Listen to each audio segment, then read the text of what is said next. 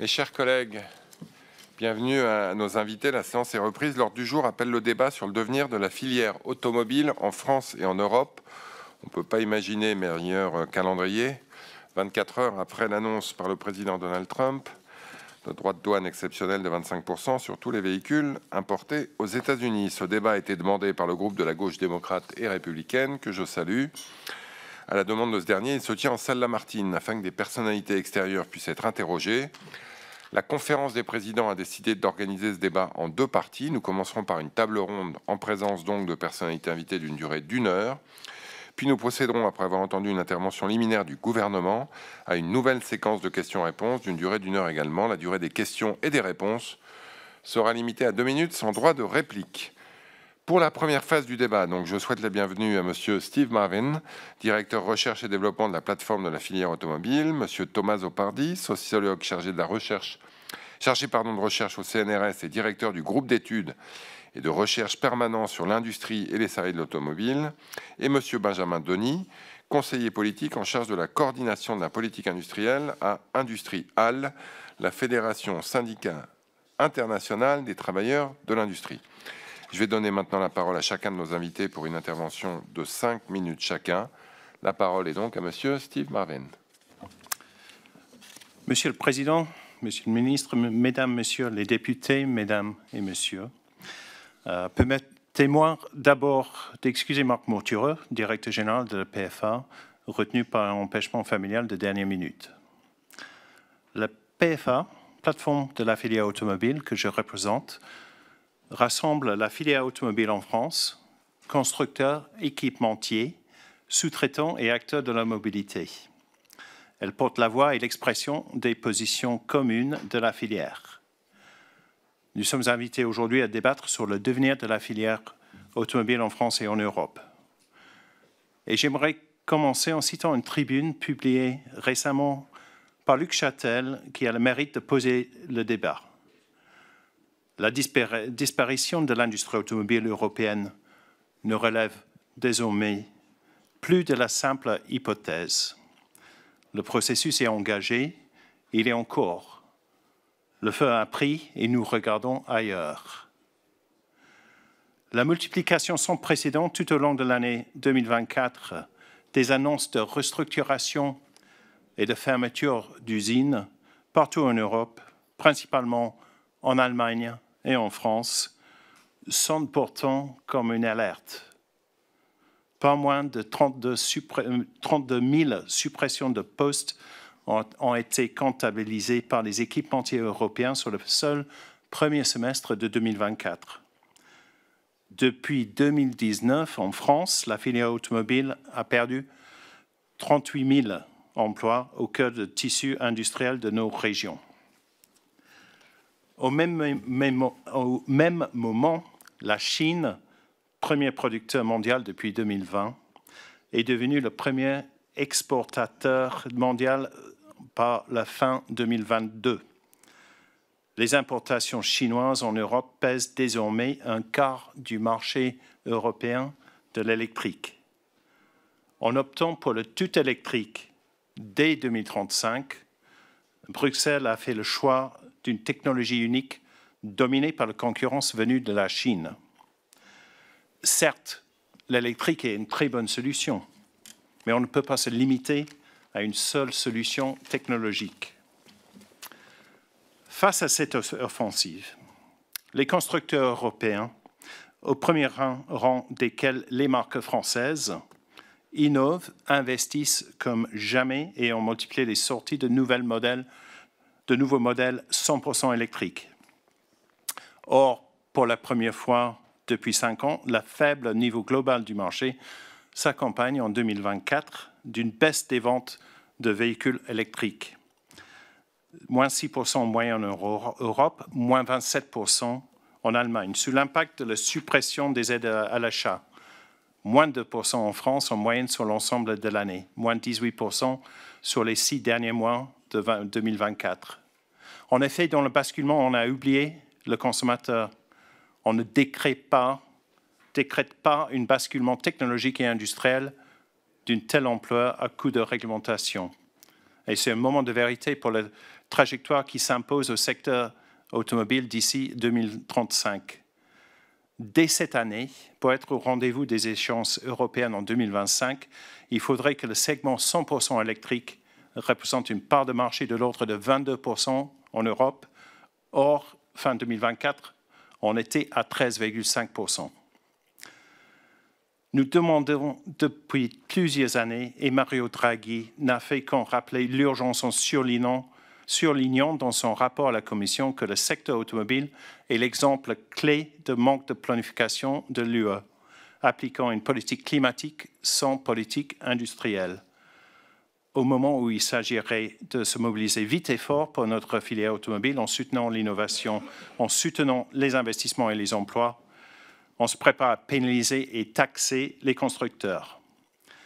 L'urgence donc est à privilégier, trouver une issue à la perspective folle de pénalités pour les constructeurs en 2025 en privilégiant un lissage pluriannuel des exigences comme proposé par la Commission européenne.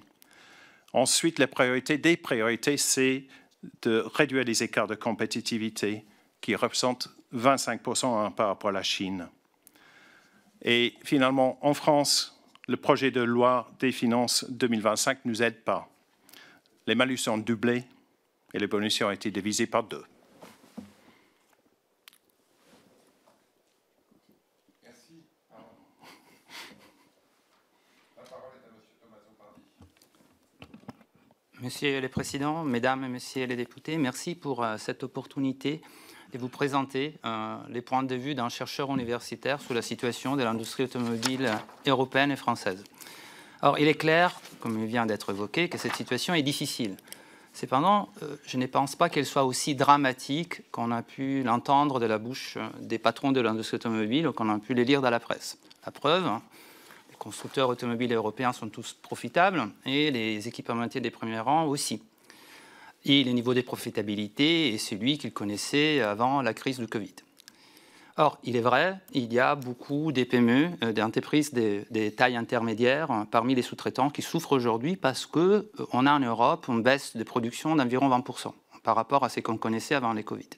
Alors, il y a plusieurs causes à cette baisse de production, mais la principale reste les prix qui ont augmenté des véhicules neufs vendus de manière extrêmement importante les 4-5 dernières années, et qui ont d'ailleurs contribué à une période exceptionnelle de profitabilité des constructeurs automobiles sur la période 2021-2023. L'industrie automobile européenne dans son ensemble n'a jamais été aussi profitable.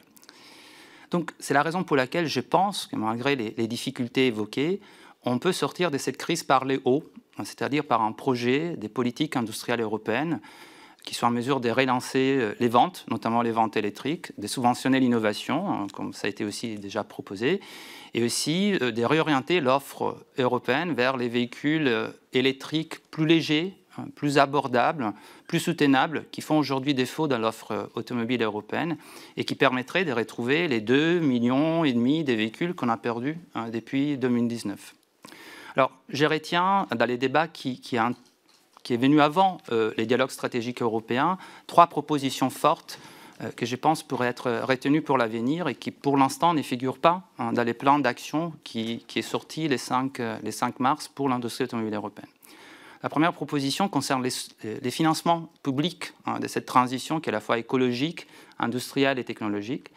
Il y a dans les plans Draghi une proposition claire et très forte, celle de créer un marché commun des capitaux, celle aussi d'endettement européen, comme on l'a pu expérimenter pendant la période Covid, comme c'est aussi proposé maintenant aujourd'hui pour l'Europe de la défense.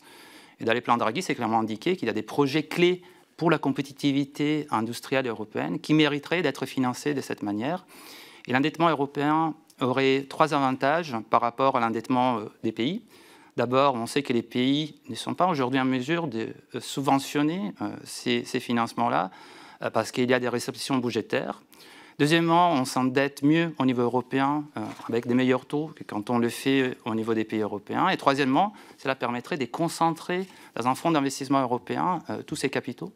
ce qui permettrait de piloter une véritable politique européenne et n'est pas éparpillé sous des investissements dans des projets qui sont souvent les uns en concurrence avec les autres et qui n'ont pas la taille critique pour résister à la concurrence chinoise ou américaine. Donc il faudrait des Airbus.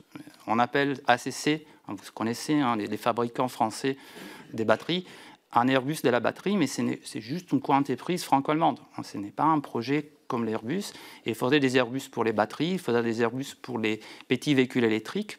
Et tout cela pourrait être porté donc, par cet endettement européen et un projet européen autour de ces questions-là.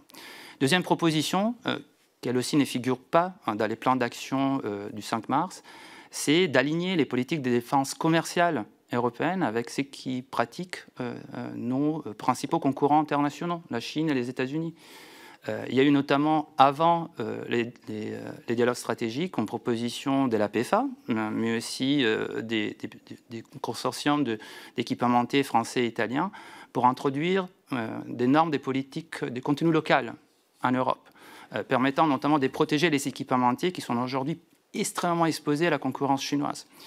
Et enfin, il y a une troisième proposition qui est celle qu'on a portée aussi au niveau du GERPISA, les réseaux de recherche que je dirige, mais qui a été aussi celle de la lettre à l'Europe de Luca De Meo, qui est sortie avant les élections européennes, et qui est un projet européen des petits véhicules électriques soutenables, abordables, avec l'idée de créer une nouvelle catégorie des véhicules et d'articuler autour de cette nouvelle catégorie des politiques fiscales, des politiques de transport, pour réorienter l'offre européenne vers ces véhicules-là dont on a besoin pour à la fois atteindre les objectifs CO2, mais aussi pour contrer l'écart de compétitivité qui nous sépare aujourd'hui de notre principal concurrent, qui est la Chine.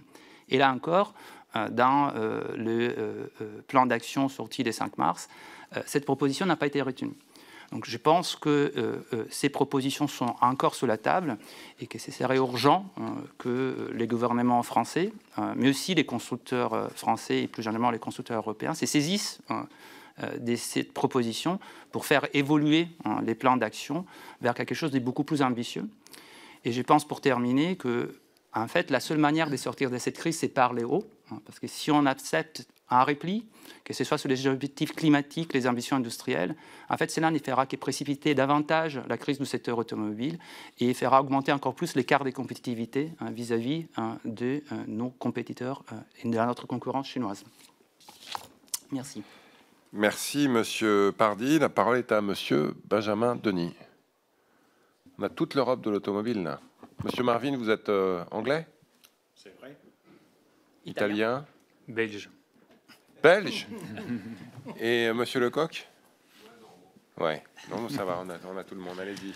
Merci, Monsieur le Président. Bonsoir, Mesdames et Messieurs les députés. Merci de cette opportunité de partager notre point de vue sur l'avenir de la filière automobile en Europe. Industrial Europe est une fédération syndicale européenne, donc nous représentons l'ensemble des syndicats qui représentent les travailleurs de l'industrie au niveau national, donc au-delà du secteur automobile. Nous avons des membres qui se répartissent dans une quarantaine de pays, donc nous avons aussi des membres dans des pays européens non membres de l'Union européenne, ce qui rend parfois ces discussions un petit peu plus compliquées.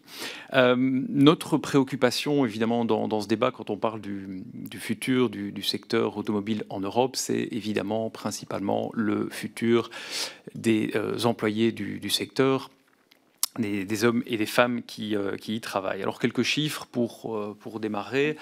Quand on parle du secteur automobile en Europe, on parle vraiment d'un secteur absolument structurant, puisque si l'on considère uniquement la partie fabrication, la partie manufacturière, on a à peu près 2,5 millions d'emplois directs chez les constructeurs et les équipementiers de rang 1.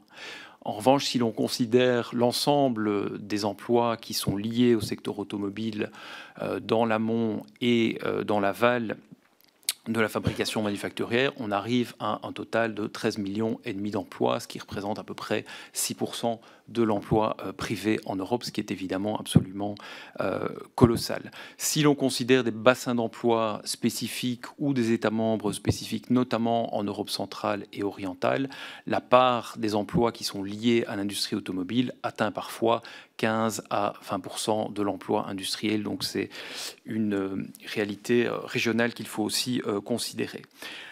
Les chiffres pour 2024 sont mauvais. La Fondation de Dublin, qui est une agence tripartite qui suit l'évolution du marché du travail en Europe, a chiffré ces évolutions. Elle a considéré qu'il y avait 90 000 pertes d'emplois nettes qui avaient été enregistrées en Europe en 2024 dans le secteur. C'est la plus grande perte d'emplois du secteur automobile enregistrée, en tout cas depuis la période Covid.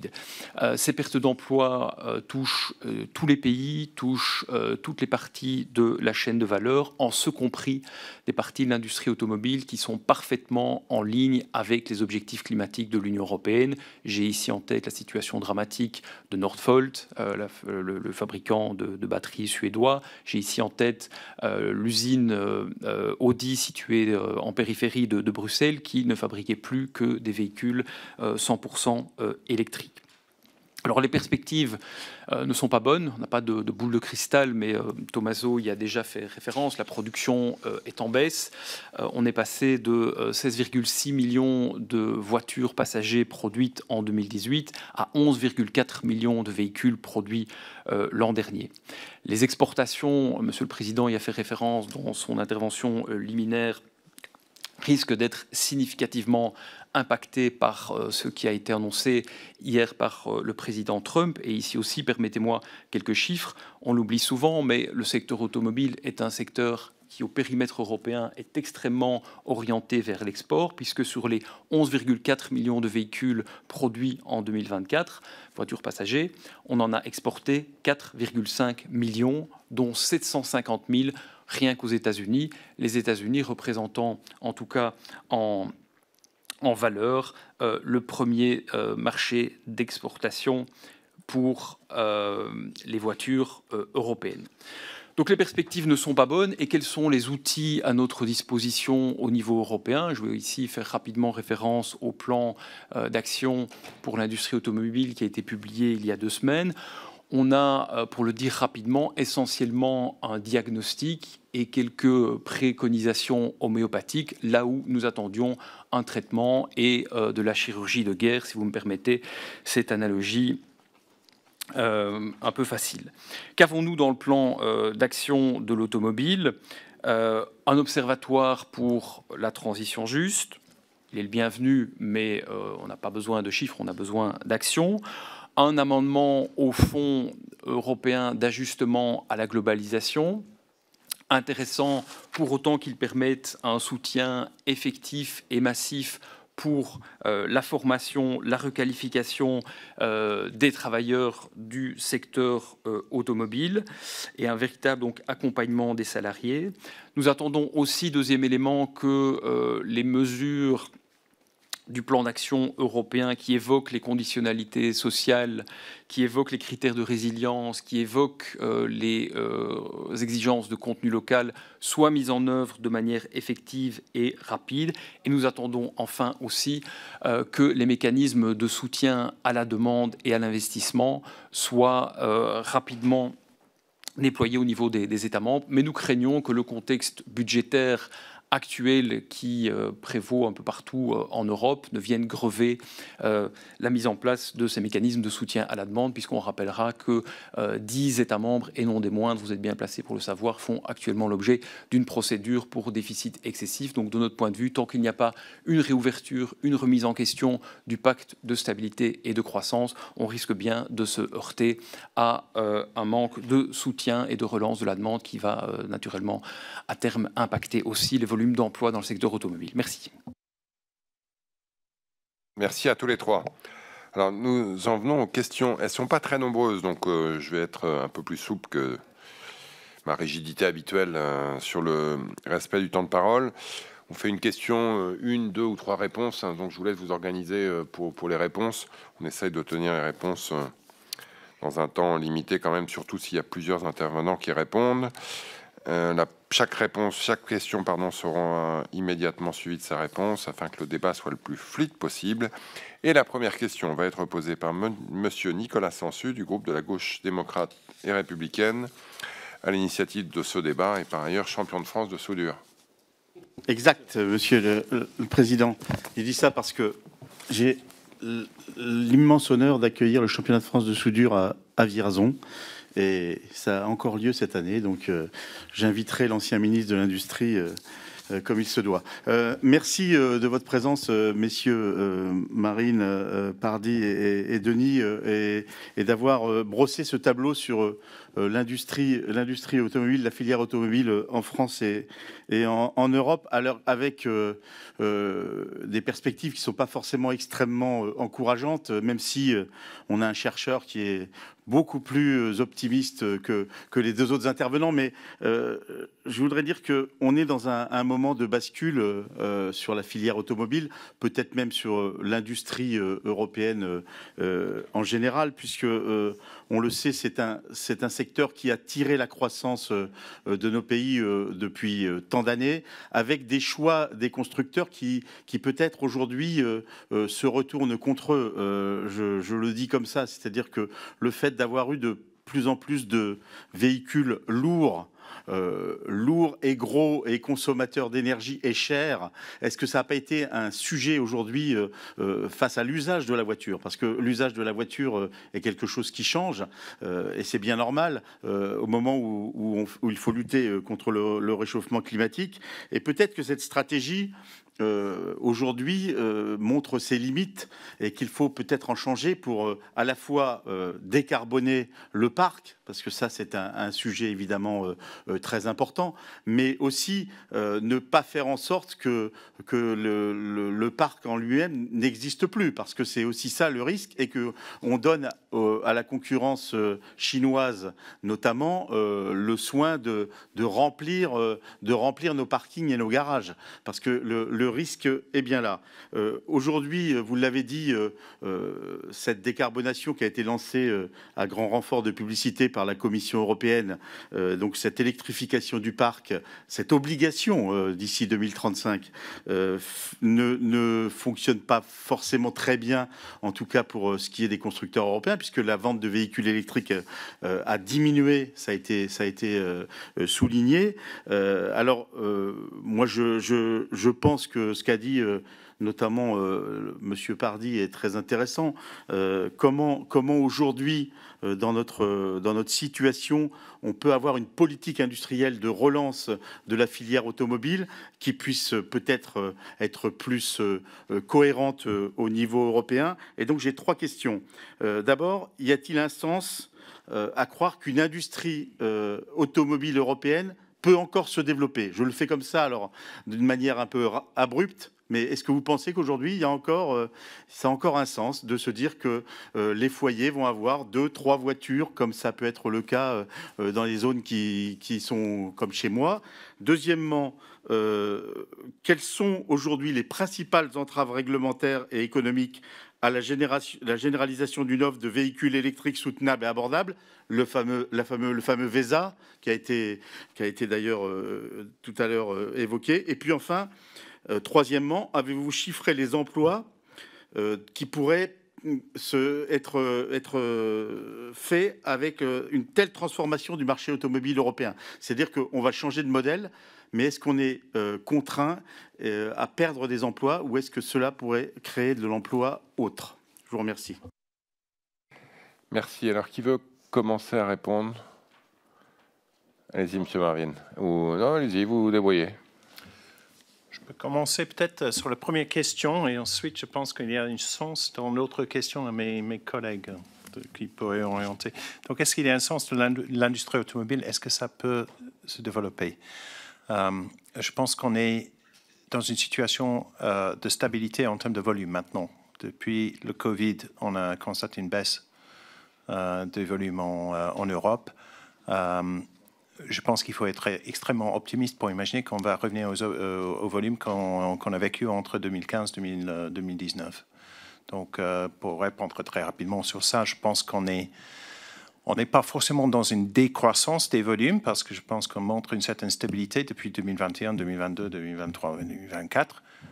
Mais c'est l'urgence pour nous, et ce qu'on a démontré dans notre contrat stratégique de filière, c'est d'accroître un petit peu le mix des véhicules électriques dans cette volume total. et démontrer à nos clients que c'est vraiment c'est la solution qui peut convenir pour leurs besoins aujourd'hui. Donc je passe ensuite. Alors, sur la première question, il y a une problématique de décarbonation du parc qui a été évoquée. Donc, d'ici 2050, si on veut atteindre la neutralité carbone sous les parcs, il y a à peu près 260 millions de véhicules en Europe qu'il faut transformer en véhicules électriques. Donc, il y a du boulot pour l'industrie automobile européenne. Ce n'est pas ça les problèmes. Et en fait, plus elle produira en volume, plus vite on va décarboner ces parcs. On a un problème aujourd'hui des vieillissements du parc. Il y a des pays entiers qui, compte tenu des prix moyens des ventes des véhicules électriques en Europe, sont complètement exclus de cette transition et pourtant ont des engagements qui sont inscrits dans les marbres des règles européennes, des décarbonations de leur parc automobile. Et donc, je pense que l'industrie automobile européenne peut apporter la solution à ces problématiques-là, tout en ayant les volumes de production, pour retrouver, je crois, les niveaux qu'on avait avant. Si on regarde les prix moyens aujourd'hui en Europe, ils ont augmenté de 40, 50% en fonction des segments depuis 5-6 ans. C'est beaucoup trop. Et c'est vrai aussi que ces véhicules sont devenus beaucoup plus lourds. Ça fait partie de la problématique de l'électrification, mais les véhicules électriques moyens vendus en Europe en 2024, c'est 2 tonnes.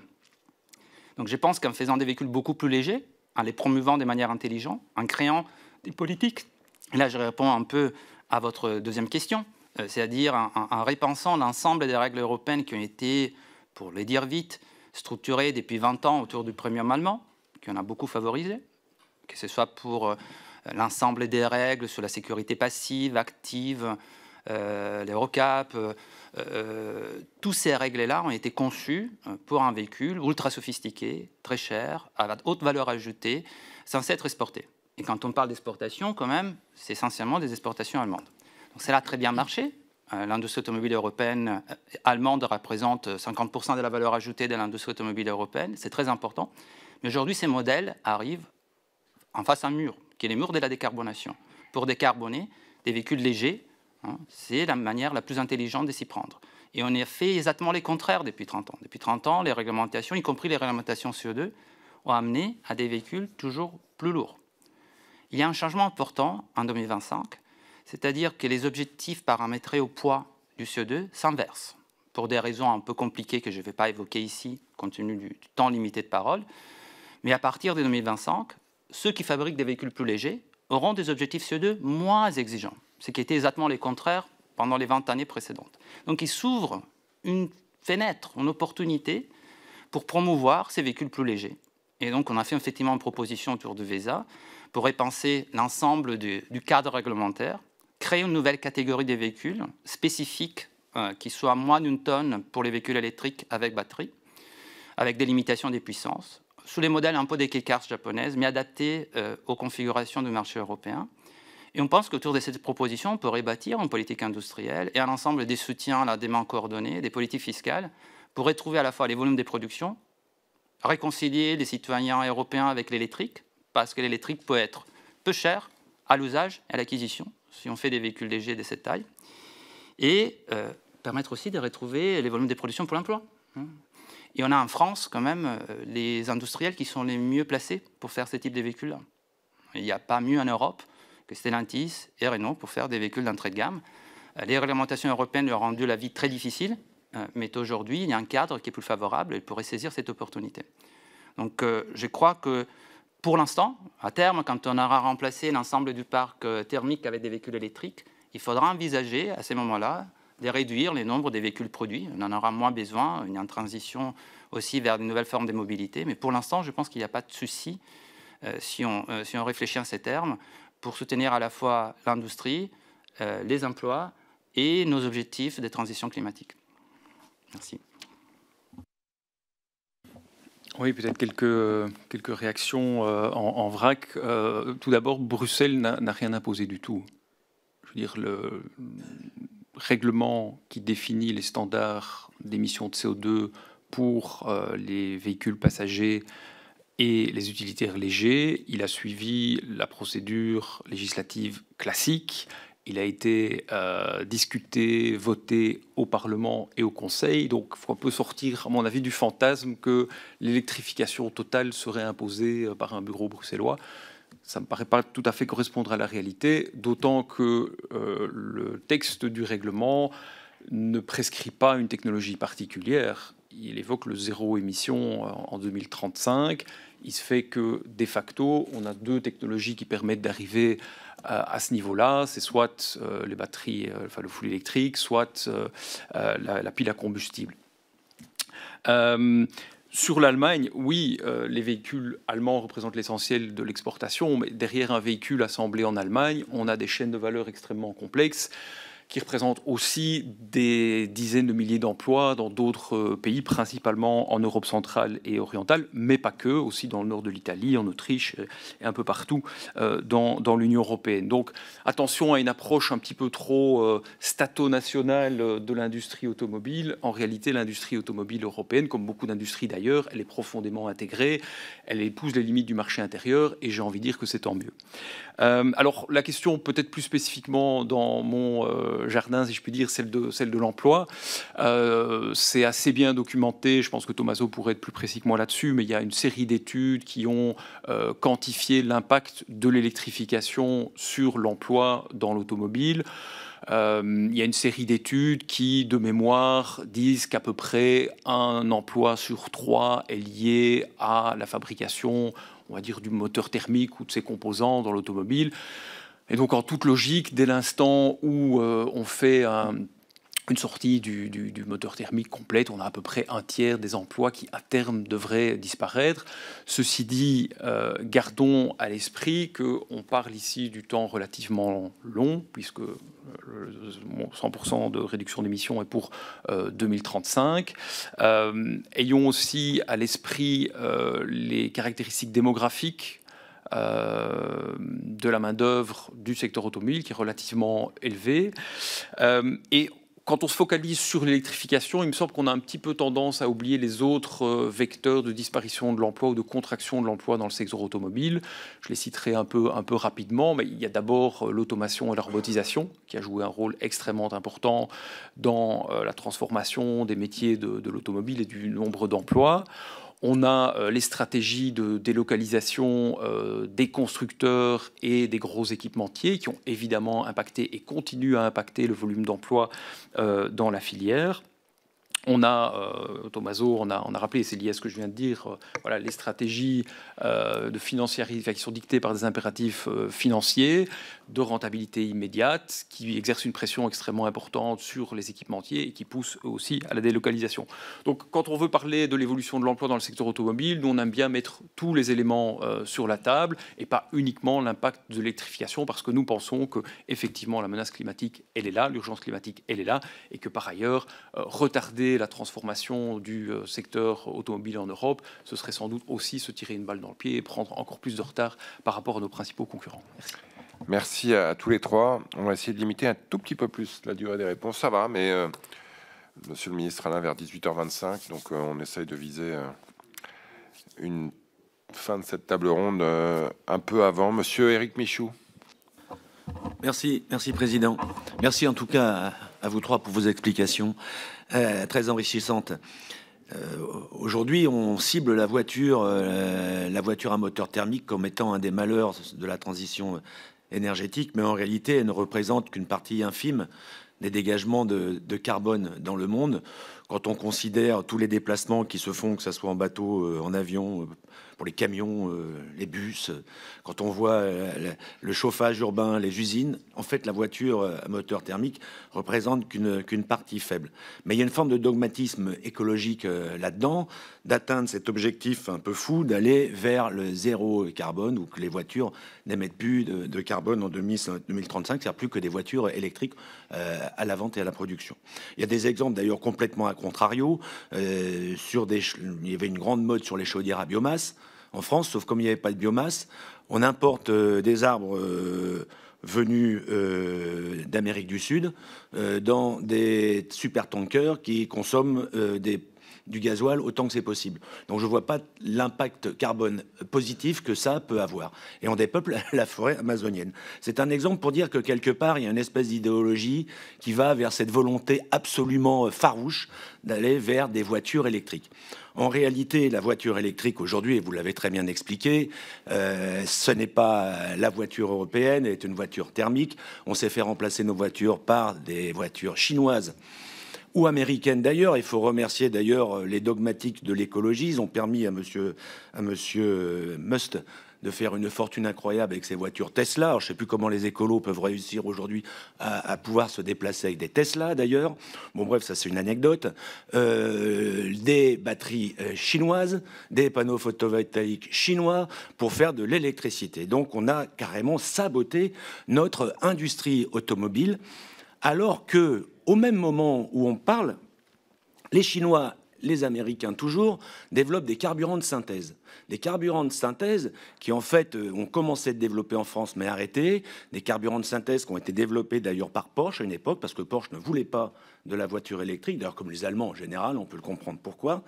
Et ces carburants de synthèse sont en train de se développer en Chine et en Amérique. Et je vois bien les choses arriver, parce que de toute façon, la voiture électrique, le 100% électrique, est un leurre. En réalité, dire qu'on aura tous des voitures électriques en 2035, oui, mais si on avait des voitures qui consommaient peu, puisqu'à une époque, on était sur des projets de consommation de carburant à 1 litre aux 100 km, c'est des projets qui ont existé, qui sont pas complètement farfelus dans la mesure où vous l'avez bien évoqué. Ce qui est important, c'est le poids des véhicules et la vitesse, puisque la vitesse, la consommation d'énergie est liée à la puissance carrée de la vitesse. On apprend ça en mathématiques, en physique. Donc on va moins vite avec des voitures plus légères, ce qui fait qu'on consomme beaucoup moins. Pourquoi finalement, en France, on ne développe pas les carburants de synthèse, qui serait une réponse de toute façon à ces moteurs thermiques? On continuera à avoir des moteurs thermiques avec des carburants de synthèse, d'autant plus qu'on développe l'électricité de manière importante, tant aussi bien qu'on ne sait même pas comment on va consommer l'électricité dans quelques années, sauf à la consommer en faisant de l'hydrogène qui peut rentrer partiellement dans les carburants de synthèse. Pourquoi ne va-t-on pas en France, alors qu'aux États-Unis et en Allemagne, en Chine, on développe ces carburants de synthèse qui vont d'ailleurs, dans quelques années, nous ramener leurs voitures thermiques avec leurs carburants de synthèse. Mais j'aurai d'autres questions après, Monsieur le Président. Si mais bon, allez-y, messieurs. Juste, si je peux me répondre un petit peu sur les carburants de synthèse, on considère que le carburant de synthèse pourrait être une bonne solution pour transformer les émissions du parc. Il y a des limitations, par contre, limitations à la fois sur la disponibilité, parce que ces consommateurs, on parle essentiellement des carburants de synthèse, par le e-carburant, et ça consomme beaucoup d'électricité nécessairement verte pour le produire. Et également, il y a des besoins qui sont identifiés pour l'aviation, où on n'a pas la possibilité d'électrifier les avions. En termes d'ingénieur, en tant qu'ingénieur, l'efficacité d'un véhicule électrique et également l'empreinte sur l'ensemble de sa vie, l'empreinte carbone sur l'ensemble de sa vie par rapport à tout véhicule thermique n'est pas comparable avec des véhicules thermiques. Donc, purement en efficacité d'énergie qu'on met dedans pour transformer, pour sortir, y compris l'énergie pour fabriquer les batteries, on a des émissions à gaz à effet de serre à peu près d'un quart d'une véhicule thermique sur l'ensemble de sa vie. Donc, nous, on est pour une flexibilité technique sur l'atteinte des objectifs de zéro carbone, mais il y a quelques règles de physique qui risquent d'être un peu compliquées à traiter. J'ajouterais un des problèmes des carburants des synthèses, c'est leur coût et leur prix. Et on estime 5 € les litres, 8, 10, ça dépend un peu du volume de production. Et c'est pour ça aussi qu'on a appelé l'amendement qui a été fait aux règles CO2 lors du Fit for 55 par les Allemands, l'amendement Porsche ou Ferrari. C'est-à-dire que ça permettra sans doute à des possesseurs des Porsche et Ferrari de les conduire avec du carburant synthétique, mais ça ne sera pas à la disposition de monsieur tout le monde. Et comme ça a été évoqué, l'aviation aura sans doute la priorité, puisqu'on va vers un monde, si on prend au sérieux les défis climatiques, où tout ce qui est décarboné sera rare. L'énergie décarbonée, les carburants des synthèses, et que donc il faudra faire des choix, des arbitrages à fur et à mesure qu'on avancera dans cette transition.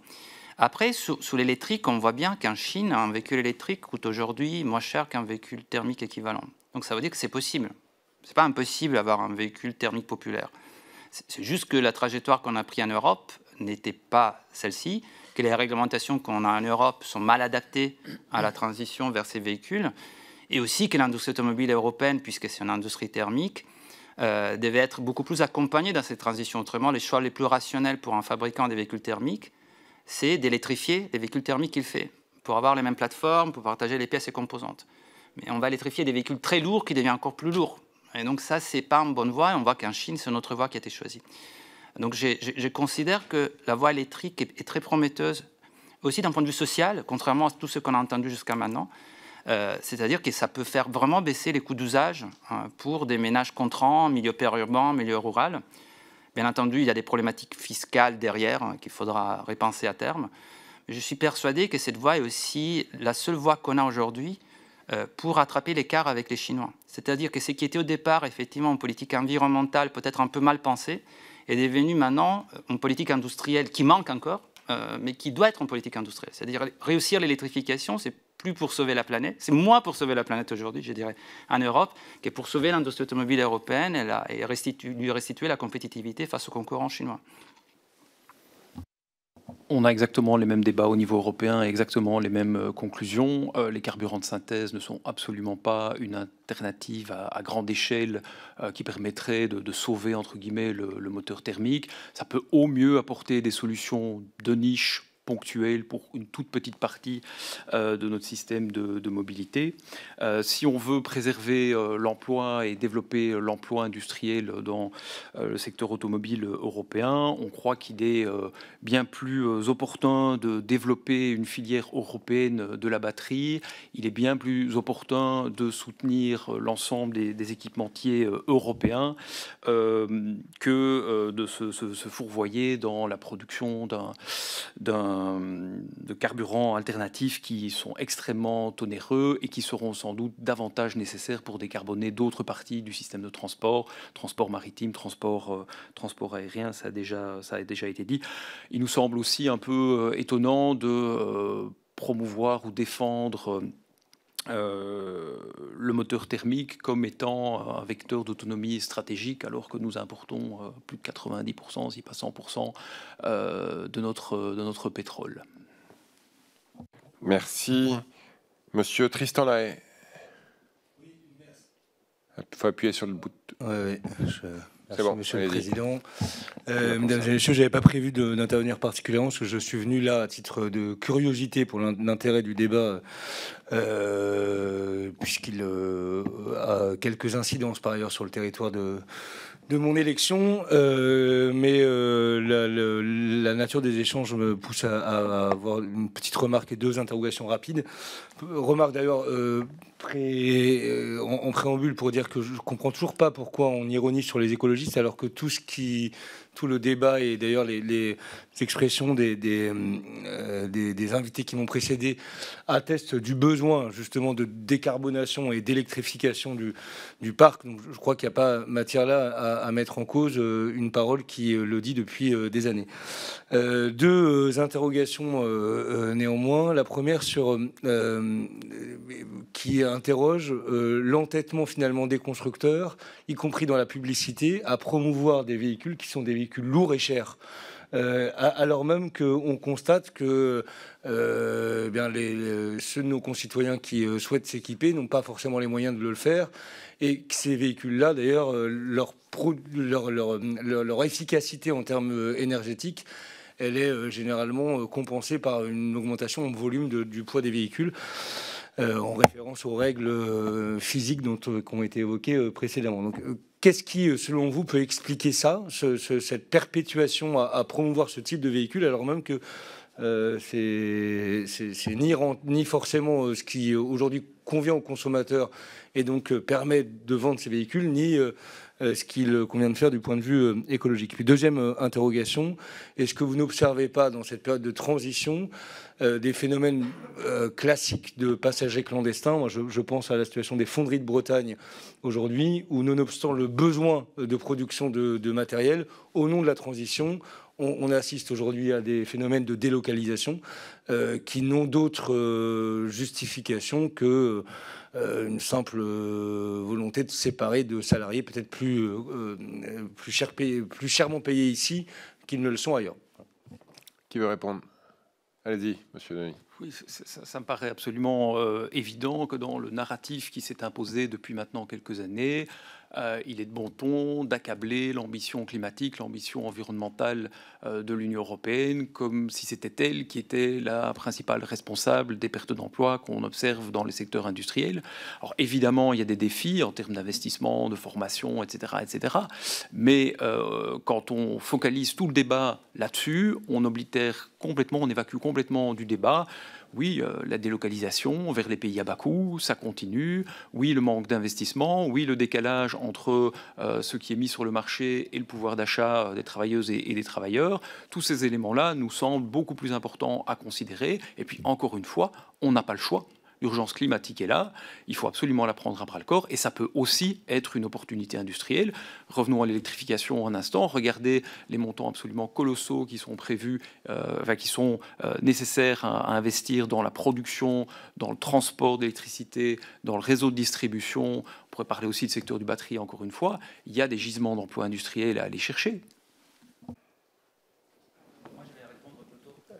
Je vais répondre plutôt sur la question du poids des véhicules parce que j'ai pas mal travaillé sur cette question. Il y a un effet réglementaire important, c'est-à-dire que c'est devenu de plus en plus compliqué d'émettre tout ce que les réglementations demandent pour la sécurité active, passive, les ADAS, l'appel d'urgence, la connectivité, etc., dans un véhicule d'entrée de gamme. Et donc, ces véhicules d'entrée de gamme plus légers, plus vertueux. Les deux objectifs principaux européens, c'est de réduire les morts sur la rue et de réduire les émissions de CO2. Les deux sont mieux satisfaits par des véhicules plus légers.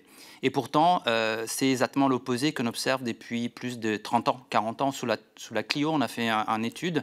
Entre la Clio 1 et la Clio 6, c'est 400, 500 kilos qui ont été ajoutés un peu plus de 35 ans.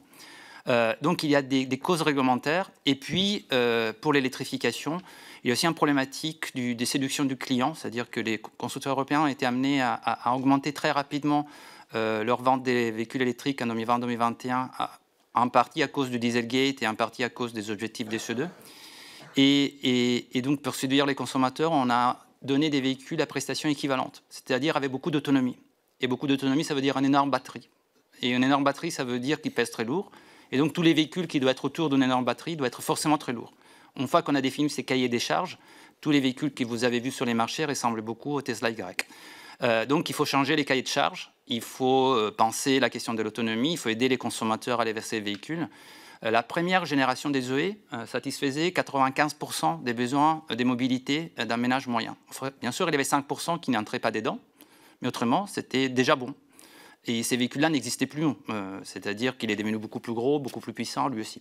Donc je pense qu'il faut revoir les cahiers de charges, revoir les cadres réglementaires européens et aider les constructeurs à aller vers ces véhicules-là. Et Luca De Meo a proposé quand même d'aller vers ces véhicules-là. Il en a fait sa lettre à l'Europe.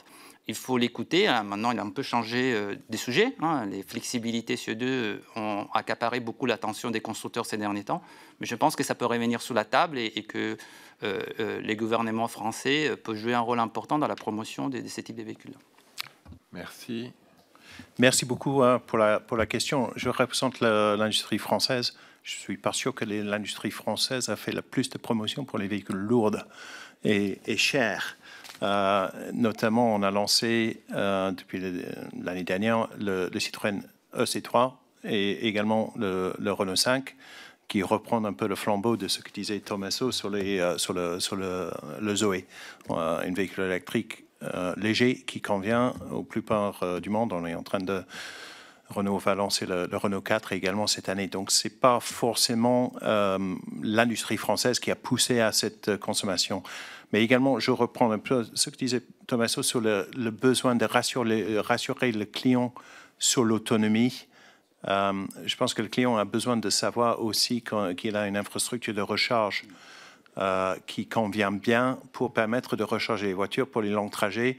Et également, le client a besoin de comprendre qu'il ne peut pas faire 1000 km d'un coup comme il faisait dans un véhicule diesel il y a 10 ans.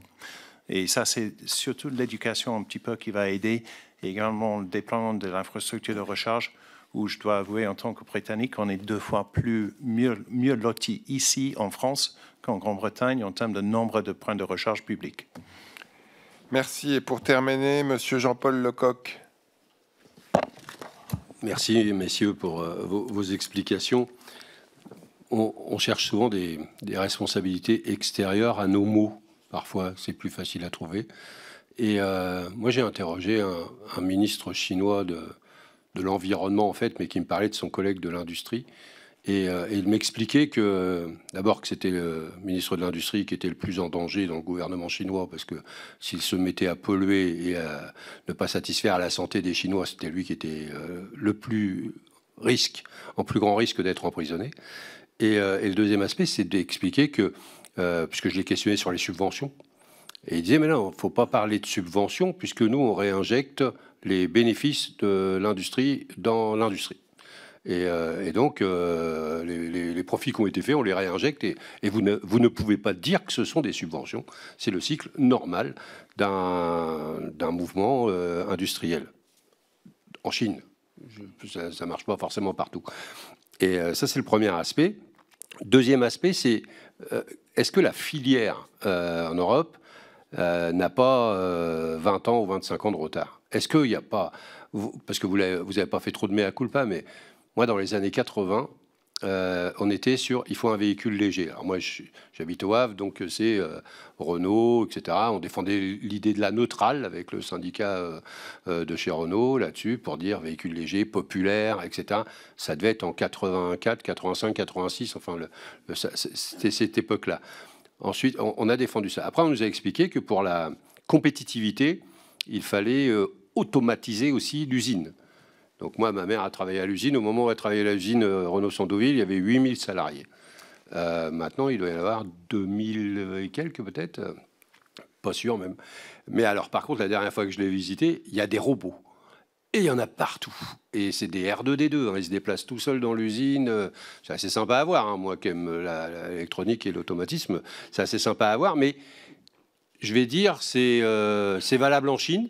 C'est valable au Japon, en Inde, etc. La robotisation, elle est partout. Donc, il n'y a plus de déséquilibre de compétitivité, normalement, sur les chaînes. En tout cas, beaucoup moins.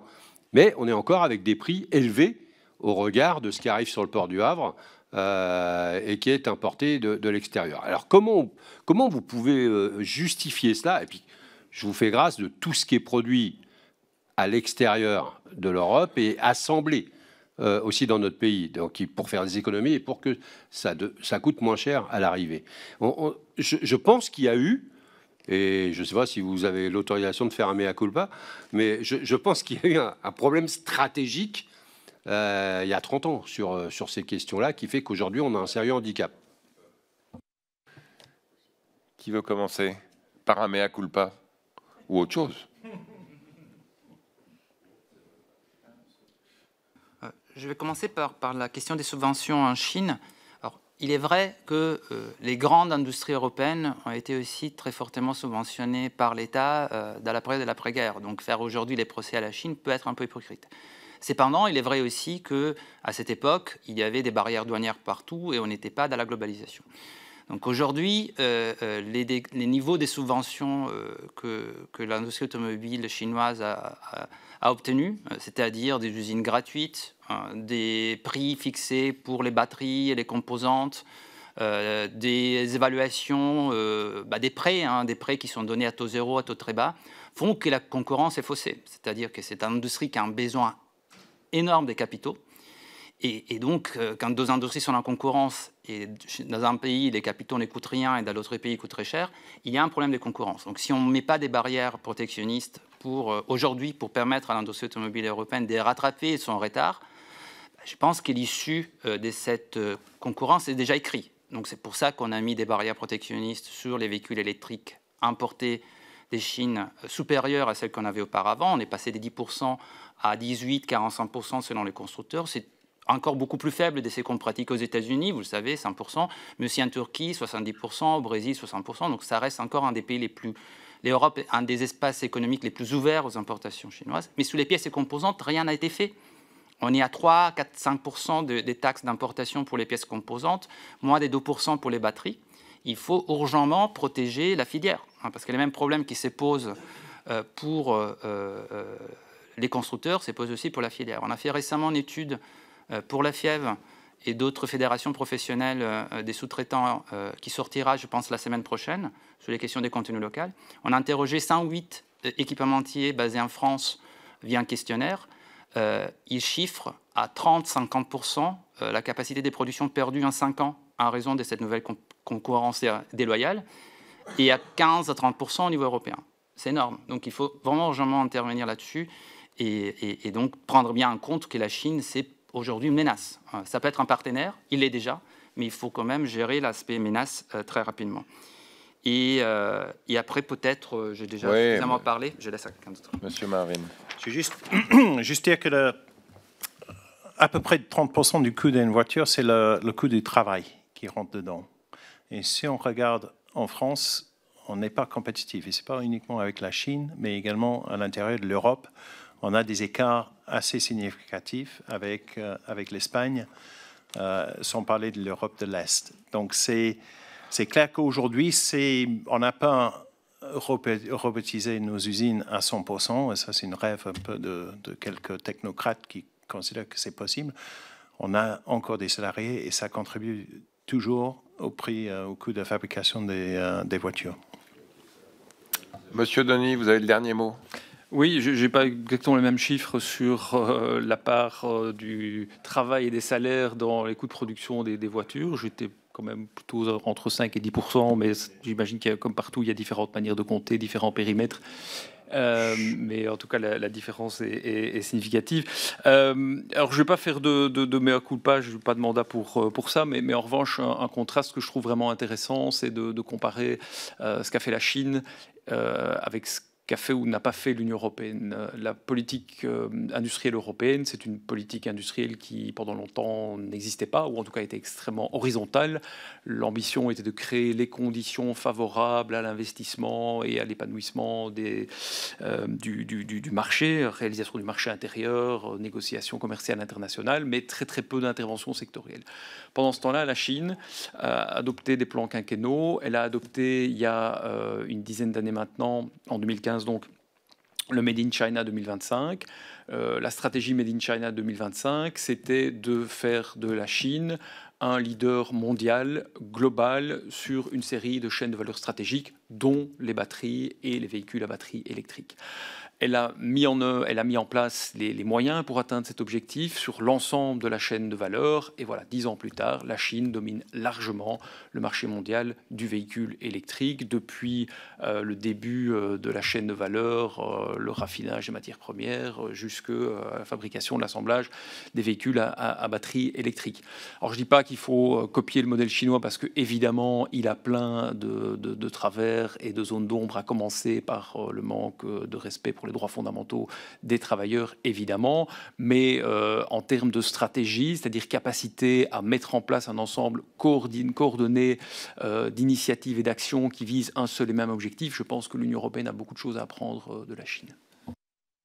Merci à tous les trois. Je suspends la séance pour 5 minutes et on reprend avec le ministre.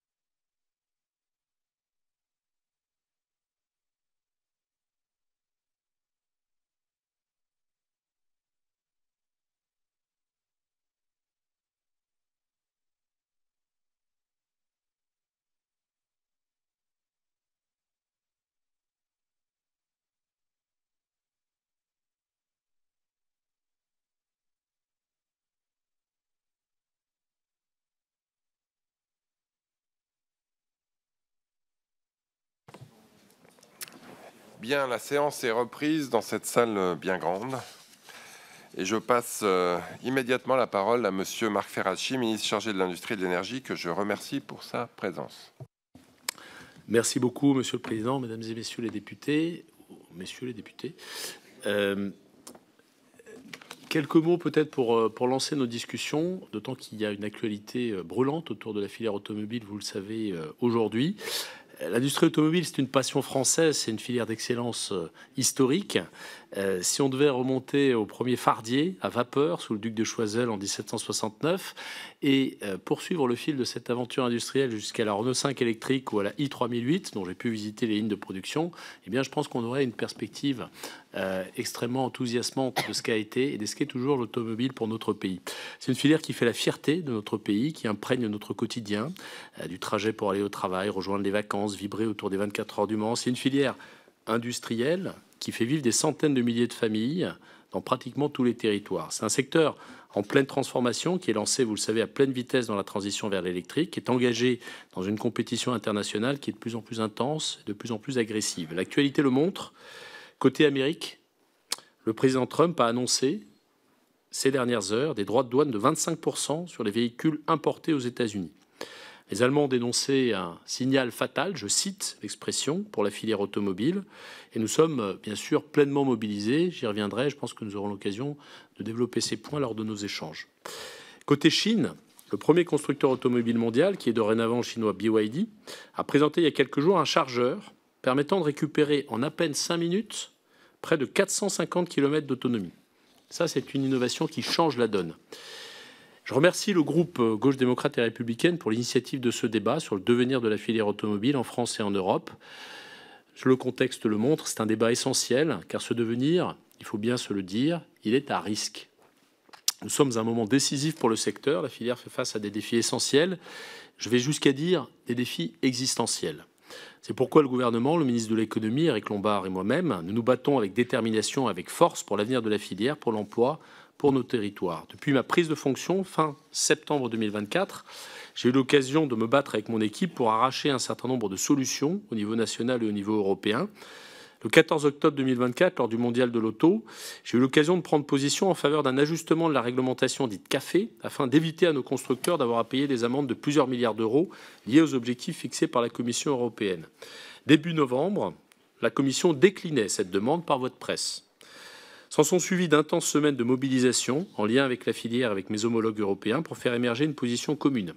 Le 28 novembre, j'ai eu l'occasion de porter ces propositions lors du Conseil compétitivité à Bruxelles. Et début décembre, je me suis rendu également à Bruxelles pour rencontrer les nouveaux commissaires et les convaincre de l'urgence d'agir.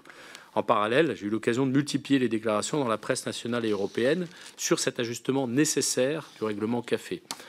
Début 2025, les échanges se sont intensifiés avec les autres États membres et la Commission. Et le 5 mars, nous étions à l'usine Renault de Douai, aux côtés du vice-président de la Commission européenne, Stéphane Séjourné, pour l'annonce du plan européen d'urgence pour la filière automobile. Ce plan prévoit une série de mesures qui ont été poussées par la France, parmi lesquelles les flexibilités demandées sur la réglementation CAFE, mais aussi une préférence européenne, un soutien à la demande de véhicules électriques et des financements pour la filière batterie. La France a ainsi réussi à porter des propositions, à rassembler ses partenaires et à obtenir un accord gagnant pour l'industrie et aussi, nous l'espérons, pour l'emploi. Cette victoire montre qu'il est possible de remporter des batailles, à condition d'être déterminé, de ne rien lâcher. Le combat, il continue. Et je souhaite évoquer avec vous 3 priorités qui sont au centre de notre stratégie en soutien à la filière automobile. Produire plus et plus vert, faire connaître et aimer la voiture électrique, et enfin se battre pour soutenir les entreprises en difficulté. Produire plus et plus vert. On le sait, la filière automobile fait face à une baisse et à une transformation de la demande. C'est une tendance qui n'est pas nouvelle, elle remonte aux années 2000. Néanmoins, elle s'accélère avec une chute de près de 25% d'immatriculation en 2024 par rapport à 2019. Les raisons de cette baisse sont multiples. Le recul de l'intérêt du grand public pour l'automobile, un certain attentisme devant la nouvelle offre des véhicules électriques ou encore une conjoncture économique qui est potentiellement défavorable à l'achat. Dans ce contexte d'incertitude, la filière européenne se mobilise autour d'un cap. Ce cap, c'est celui de la transition vers le moteur électrique à l'horizon 2035. C'est notre ambition, au service de notre compétitivité et aussi, évidemment, au service de la réduction de nos émissions de CO2. Les constructeurs et les équipementiers, vous le savez, ont investi massivement en ce sens. Et alors qu'aucune entreprise ne produisait de véhicules électriques sur notre sol il y a encore 15 ans, plus de 18 modèles électriques sont aujourd'hui produits en France. Au-delà d'un défi technologique, cette grande transformation est avant tout un défi pour l'emploi. C'est la condition clé de l'acceptabilité sociale de la sortie du moteur thermique. Car vous le voyez avec les usines Michelin à Cholet et à Vannes, avec la fonderie de Bretagne à Caudan dans le Morbihan, ou encore avec l'usine Bosch à Rodez en Aviron, c'est l'emploi industriel dans nos territoires qui est en jeu. Et c'est notre priorité absolue. C'est pourquoi la France et l'Europe continuent à investir massivement dans les batteries pour créer un maximum d'emplois. Pour les batteries comme pour les autres filières émergentes, il est parfois difficile d'aller aussi vite et aussi loin qu'on le voudrait. À dire vrai, il est normal que ce soit difficile. Au-delà des batteries, cette transition est exigeante et nous sommes aujourd'hui au milieu du gué, nous sommes lancés, la transition est en cours, le cap est devant nous, nous ne devons pas regarder en arrière. Je crois que c'est ce que demande la filière, de ne pas changer de cap, mais en revanche, de trouver les adaptations, les souplesses, les flexibilités qui permettent d'atteindre ce cap sans générer des effets dommageables au niveau économique et social. Dans 10 ans, je pense que nous verrons les choses différemment de ce qu'elles sont aujourd'hui et nous serons fiers demain des efforts que nous accomplissons. J'en viens au deuxième défi, faire connaître et faire aimer la voiture électrique.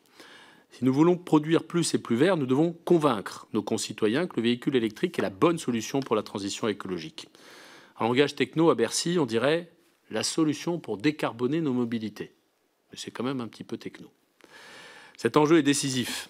Il requiert un peu de pédagogie. Il requiert aussi des moyens. Un peu de pédagogie d'abord. Si vous faites autour d'une centaine de kilomètres par jour avec un accès à une borne autour de votre domicile, le véhicule électrique est fait pour vous. Cette solution correspond aujourd'hui à de nombreux usages et elle correspondra demain à tous les usages. On a besoin de pédagogie, donc, pour montrer ce que sont les potentialités liées aux usages de la voiture électrique. Nous avons aussi besoin de moyens, et de moyens dans un contexte forcément contraint au niveau budgétaire, nous le savons tous. En dépit de ces contraintes,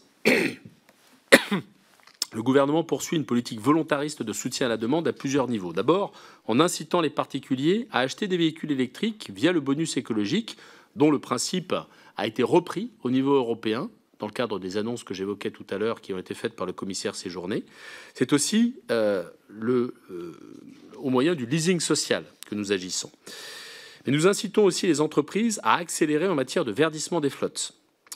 Là encore, la Commission européenne a décidé de s'inspirer du cas français, puisque nous avons introduit en loi de finances pour 2025 une extension de ce dispositif de verdissement et surtout un renforcement des sanctions pour les entreprises qui ne verdissent pas suffisamment rapidement leur flotte professionnelle. Au niveau européen, toujours, nous menons le combat de la préférence européenne. De quoi s'agit-il ? Il s'agit de rien de plus que de conditionner la commande publique et privée, via des critères de contenu local, à une part minimale de valeur ajoutée produite en Europe. Enfin, nous poursuivons les efforts de généralisation des bornes de recharge partout en France. Sur ce plan, les progrès sont considérables. Il y avait 30 000 bornes accessibles au public en 2021 et 150 000 fin 2024. On peut aujourd'hui se déplacer dans tout le territoire et trouver sans difficulté des points de recharge rapides sur son trajet. J'ai d'ailleurs moi-même prévu d'en faire la démonstration à l'occasion d'un prochain déplacement. Je veux dire un mot pour finir sur notre action en soutien aux entreprises en difficulté. À Bercy, on sait inventer des mots, on sait aussi fabriquer des solutions. C'est même en réalité le cœur de notre action au quotidien, au sein de ce ministère de combat, où chaque jour, on se bat pour arracher des solutions sur chaque dossier, arracher des solutions partout où elles sont possibles. C'est le travail et l'expertise du Comité interministériel de restructuration industrielle, le CIRI, de la Délégation interministérielle aux restructurations des entreprises, la DIR, et sur le terrain, des commissaires aux restructurations et à la prévention des difficultés des entreprises, les CRP. Je tiens à les citer et je tiens surtout à les saluer et à saluer leur travail. Ce travail, c'est aussi le résultat d'une collaboration au quotidien avec vous, les parlementaires, qui nous sollicitez beaucoup, sur beaucoup de dossiers, en particulier des dossiers d'entreprises en difficulté qui concernent les équipementiers automobiles, mais aussi les élus locaux et bien sûr en lien avec les industriels. Grâce à cette mobilisation collective, les entreprises sont soutenues, accompagnées et parfois même sauvées. Je pense à l'entreprise Hachette et Drioux en Haute-Marne, une fonderie d'alliage ferreux reprise par le groupe français ACI, où je me suis rendu le 3 mars, 274 emplois sauvés. Et nous pourrions évidemment développer ce point, je pense que nous aurons l'occasion de le faire dans nos débats. On ne lâche rien. C'est la devise de mon équipe et c'est, je crois, un bon résumé, plus efficace qu'un long discours, de notre état d'esprit, de notre mobilisation. Nous ne lâcherons rien pour l'avenir de la filière automobile en France et en Europe. Et je compte sur chacune d'entre vous pour nous soutenir et nous accompagner dans ce combat. C'est un combat pour l'emploi dans nos territoires, un combat pour une certaine idée de l'industrie française. Merci pour votre attention et désormais à disposition pour répondre à vos questions. Merci, monsieur le ministre. Alors, on n'a pas la quantité ce soir, mais on a la qualité. On a le meilleur, les meilleurs. Bon, on commence par Jean-Paul Lecoq, le Havrais de l'État. Merci, on va faire la transition. C'est vrai, monsieur le ministre, on lâche rien. Et on a au moins ce point en commun. Monsieur le ministre, l'annonce du plan d'investissement ReArm Europe par la présidente de la Commission européenne, Ursula von der Leyen, a permis aux industriels du secteur automobile de songer à réorienter leur production vers les besoins de défense comme une solution face à la crise industrielle que nous vivons. Au niveau européen, le PDG de Volkswagen a annoncé que le groupe pourrait étudier les opportunités dans le domaine militaire. En France, le groupe Europlasma a confirmé qu'il était candidat à l'acquisition des fonderies de Bretagne, sous-traitant de Renault, en cessation de paiement. Et selon le groupe, d'ailleurs, le virage devrait permettre d'assurer la préservation de 240 emplois, soit plus de 80% de l'effectif actuel. Europlasma, dont le principal actionnaire est Alpha Blue Ocean, une entité condamnée par l'autorité des marchés financiers, s'est imposée comme un acteur majeur dans la reprise des sites sidérurgiques en difficulté. Ça ne nous rassure pas toujours, ça. Pourtant, le groupe peine à tenir ses engagements en matière d'investissement et les suppressions des postes ont continué sur plusieurs sites, et cela malgré le soutien de l'État et des collectivités territoriales. M'autoriserez, monsieur le ministre, aussi à vous parler de Renault Sandouville. On était au Havre il n'y a pas longtemps, ensemble, et une annonce a été faite par Bruno Le Maire, il y a un an tout juste, de 550 recrutements CDI, CDD. À l'annonce soudaine de la suppression de 323 postes d'intérimaires il y a quelques jours, vous comprendrez que ce yo-yo, ces déclarations ministérielles posent problème, ces annonces posent problème. Mettez-vous à la place des travailleurs. On parle d'un moteur, puisqu'on parle d'automobile, pour motiver les travailleurs des sites industriels, et c'est compliqué là-bas. D'autant plus que Renault pratique déjà un usage abusif, selon nous, de l'intérim. Près d'un tiers des travailleurs à Sandouville sont sous contrat précaire. Ces emplois ne devraient pas être une simple variable d'ajustement pour maximiser la rentabilité. Et quand je vais sur l'usine avec mes camarades, on ne lâche rien pour expliquer qu'il faut embaucher. En tout état de cause, ni la confirmation de la production du futur fourgon, et on en a parlé, monsieur le ministre au Havre, souvenez-vous, 100% électrique, conçu par la co-entreprise Flexi, avec un carnet de commandes assurant l'activité du site pour les années à venir à partir des 3 versions de ce nouveau véhicule, ni les annonces positives et concrètes faites il y a quelques jours par le commissaire européen séjourné pour soutenir la filière automobile dans sa transition vers l'électrique ne justifient une diminution des effectifs à Renault Sandouville. C'est clairement ce que nous attendons de la parole de l'État, c'est de tenir les engagements. Monsieur le ministre, à l'heure où les autorités françaises et européennes annoncent le basculement vers une économie de guerre, est-ce que votre gouvernement prétend défendre les salariés automobiles face à la logique prédatrice des fonds d'investissement? Est-ce ainsi que vous comptez faire? Ne croyez-vous pas que face à cette crise industrielle, l'État puisse conditionner les aides nécessaires au secteur, au maintien de l'emploi et aussi à la production dans nos territoires? On a eu à discuter dans l'heure qui précédait de ces questions de faciliter et d'encourager financièrement l'industrie automobile. Et je termine, puisque vous avez parlé de comment verdir les flottes des entreprises. Ça me paraît important. Je voudrais savoir si, avec vos collègues de Bercy, vous avez pris des dispositions pour que les services publics ou les entreprises publiques puissent verdir leur flotte avec des conditions spécifiques dans les appels d'offres. Est-ce qu'il est autorisé, permis, souhaité, proposé que les services publics français puissent mettre dans leurs appels d'offres qu'ils veulent verdir en soutenant l'industrie française, en soutenant ou l'industrie européenne, à défaut, puisqu'il y a les questions européennes sur les marchés publics. Mais est-ce qu'il est autorisé, puisque pendant toute une période, nous devions répondre aux mieux-disants, mais souvent dans les services publics, les mairies et tout, le mieux-disant était aussi le moins cher.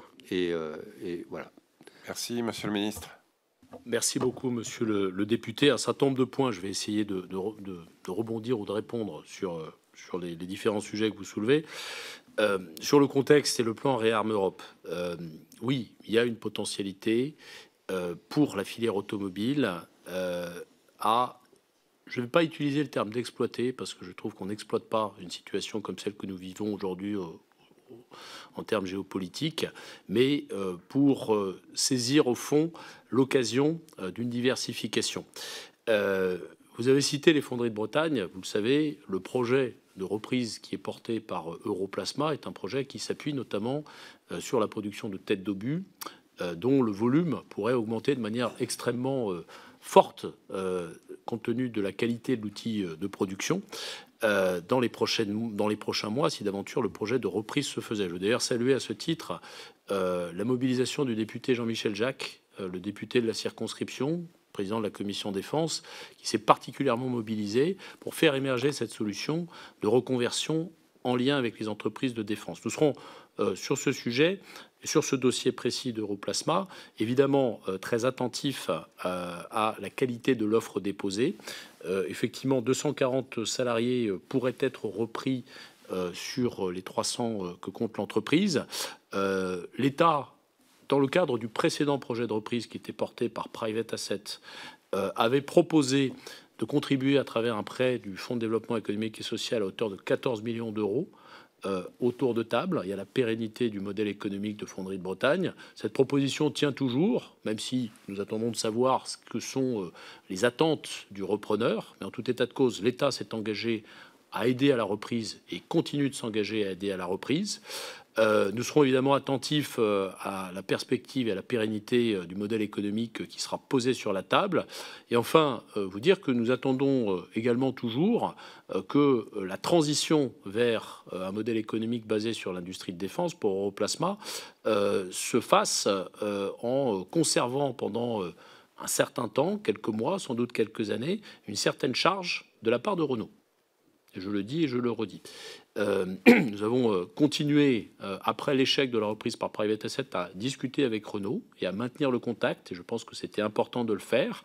Et nous espérons que Renault maintiendra un niveau de charge suffisant pour permettre cette transition vers un modèle économique. Voilà ce que je voulais vous partager sur ce dossier. Sur le réarmement et sur la perspective qu'il ouvre. J'ai eu un échange à leur demande, il y a quelques jours à Bercy, avec différents présidents de conseils régionaux qui m'interpellaient précisément sur ce sujet, c'est-à-dire sur les potentialités de diversification des équipementiers automobiles qui étaient ouvertes par le contexte et le renforcement de notre effort en matière d'industrie de défense. Il y avait Monsieur Chenet-Girard, président de la région Bretagne, Madame Marie-Guy Dufay, présidente de la région Bourgogne-Franche-Comté. Il y avait, non pas Xavier Bertrand, mais un représentant de la région Hauts-de-France. Il y avait également un autre président de conseil régional, et Franck Leroy, président de la région Grand Est. Nous avons convenu d'une méthode. Nous sommes convenus d'une méthode. La méthode, c'est de faire en sorte que ce qui est décidé au niveau européen, je pense aux annonces qui ont été faites pour soutenir la demande, soit de manière très transparente décliné à travers un certain nombre d'initiatives au niveau français, de niveau législatif et réglementaire, et que tout cela se décline également au niveau territorial. Je vous donne un exemple. Nous avons besoin d'un dialogue exigeant avec les constructeurs sur ce que sont les équipementiers qui sont stratégiques pour eux, les équipementiers sur lesquels ils souhaitent s'appuyer dans un futur proche, et les équipementiers sur lesquels ils ne comptent pas autant. Ça, c'est un diagnostic que nous allons mener de la manière la plus fine possible, en lien avec les élus locaux, afin de définir cette stratégie de maillage territorial et d'identifier les entreprises qui sont les plus en risque et celles qui ont un potentiel au sein de la filière automobile.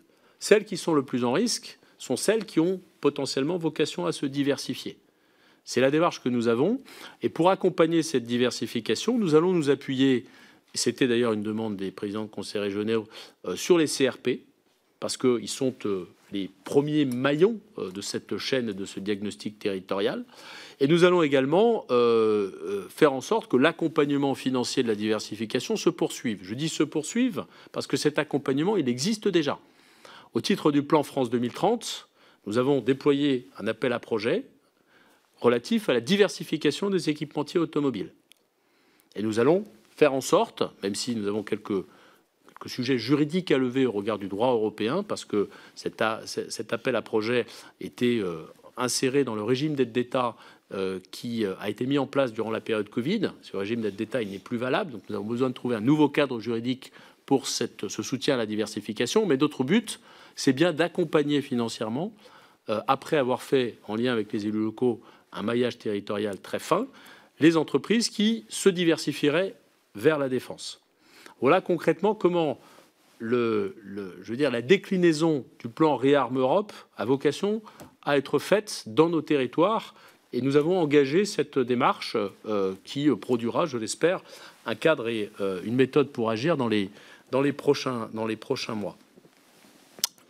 S'agissant de Renault et de Sandouville, alors je ne vais pas me prononcer sur le cas du site Sandouville, dire simplement que on a ici l'illustration de la difficulté du moment. Je ne dédouane pas les constructeurs de tout ce qu'ils font.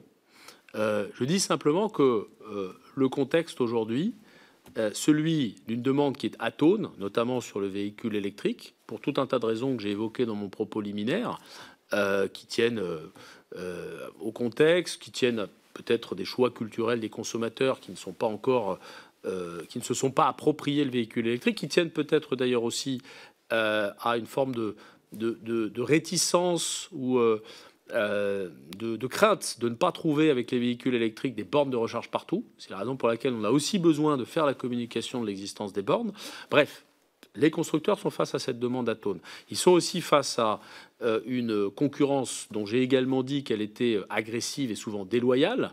Vous le savez, la Commission européenne a taxé de manière additionnelle les véhicules électriques chinois, dont une enquête a pu montrer il y a quelques mois, pardon, excusez-moi, que l'ensemble de la chaîne de valeur des véhicules électriques chinois était subventionné, de l'extraction du lithium pour les batteries jusqu'au fret maritime. Donc on a besoin d'appuyer cela, mais le contexte pour les constructeurs, c'est celui-là. Donc je ne dis pas que tout ça explique les décisions de restructuration ou les décisions de supprimer des contrats d'intérimaires, mais ce contexte, on ne peut pas le balayer d'un revers de la main. On doit en tenir compte et on doit, je pense, de manière la plus coopérative et collaborative possible, essayer de trouver des solutions au niveau européen et au niveau français.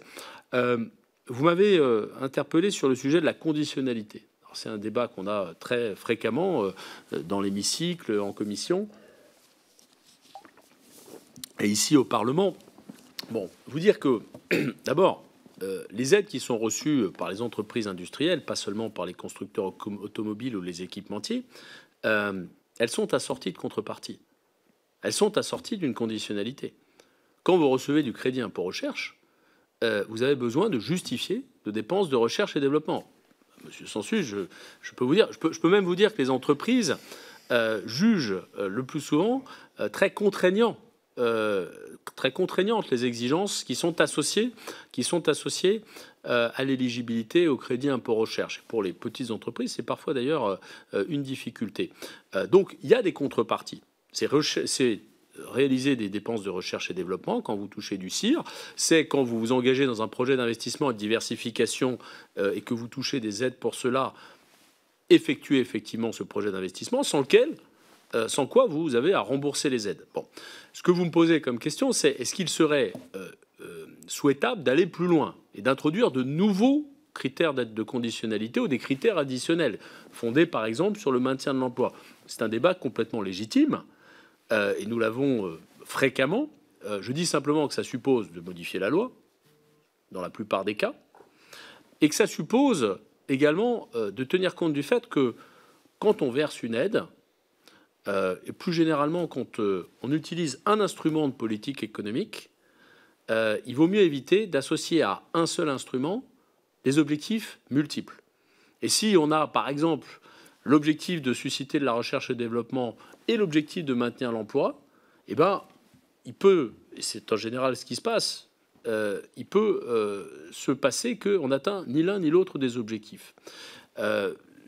les économistes ont depuis longtemps identifié ces incompatibilités. Il y a même une théorie que l'on doit à un économiste belge qui s'appelle Timbergen, qui dit qu'à un instrument doit correspondre à un objectif.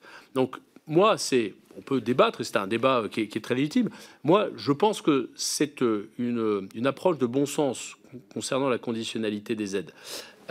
Et je pense que, fondamentalement, si on doit conditionner un certain niveau d'aide à l'emploi, eh bien, il faut qu'il y ait cet objectif et pas d'autres objectifs. Voilà. Et d'ailleurs, c'est ce qu'on fait avec les aides à l'embauche, les aides à l'apprentissage. Si vous n'embauchez pas, eh ben, vous n'avez pas l'aide, vous devez la rembourser si vous ne maintenez pas la personne en emploi. Voilà ce que je voulais vous dire sur la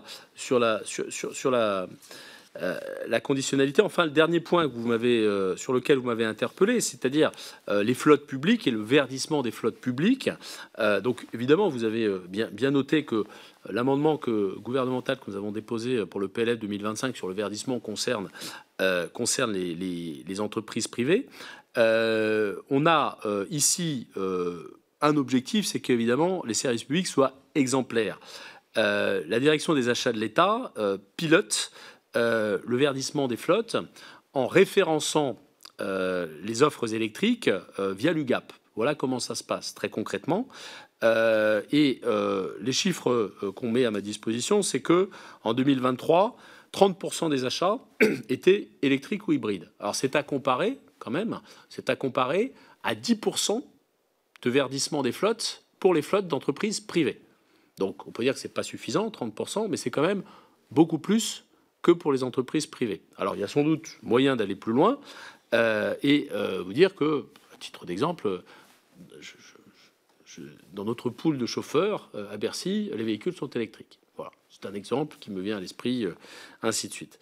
Voilà, et dire quand même, juste pour terminer, que certains véhicules des services publics, je pense en particulier aux véhicules de gendarmerie ou de police, ne se prêtent guère à l'électricité parce que, évidemment, les contraintes de rechargement peuvent nuire à la qualité du service rendu. Mais voilà, essayez de brosser un tableau le plus large possible et j'espère que j'ai répondu à la plupart de vos interrogations. Je pense en tout cas que vous avez été extrêmement complet. Monsieur Nicolas Sansu. Merci, Monsieur le Président. Monsieur le Ministre, d'abord, juste sur une petite incise sur le CIR, parce que il se trouve que j'ai un peu travaillé dessus à la Commission des Finances. Il y avait 3 milliards de CIR en 2019, 7 milliards en 2024. Je ne pense pas qu'on ait doublé la recherche pour autant, et je pense qu'il y a beaucoup de choses qui sont un peu opaques. Mais on en reparlera, il va y avoir, je pense, des études sur le CIR très bientôt, notamment que vous soyez doctorant en ressources humaines ou doctorant dans de la recherche pure, on vous compte dans le CIR, quel que soit voilà, c'est ça la réalité. J'arrête l'incise là-dessus. Vous avez dit, et vous avez raison, qu'on est à un moment de point de bascule.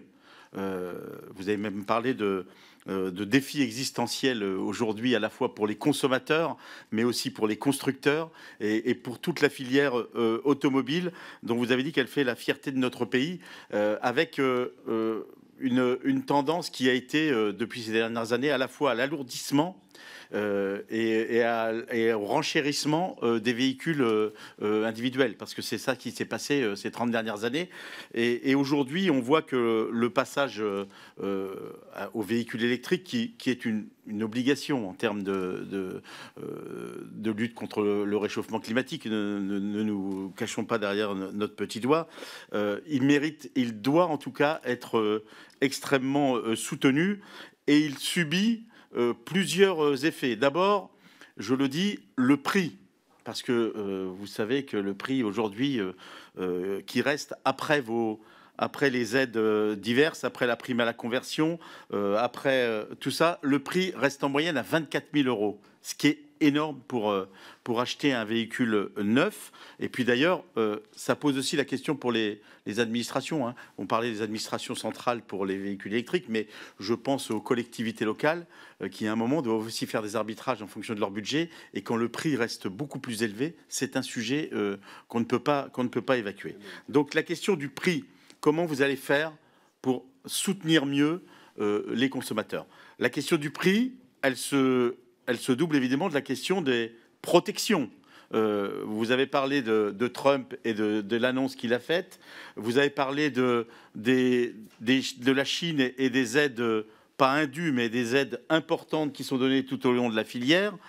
Comment l'Europe compte se protéger, mais se protéger vraiment, avec des barrières douanières dignes de ce nom, pour qu'on ait une filière européenne qui puisse vraiment se mettre en place.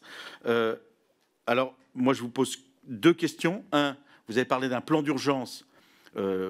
Aujourd'hui, tout ce qui sort, c'est que si c'est pour faire un observatoire pour la transition juste, ça ne suffira pas. Ça ne suffira pas.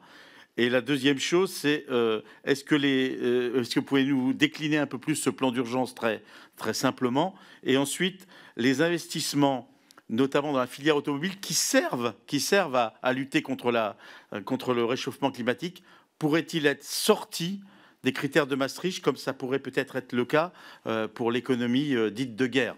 Voilà, je pose cette question parce que je crois que ce serait intéressant qu'on puisse avoir une vraie filière qui se mette en place autour de ça. Et enfin, quand vous voyez les gigafactories comme Northvolt qui ferment, n'y a-t-il pas un risque aujourd'hui qu'on rate complètement le virage?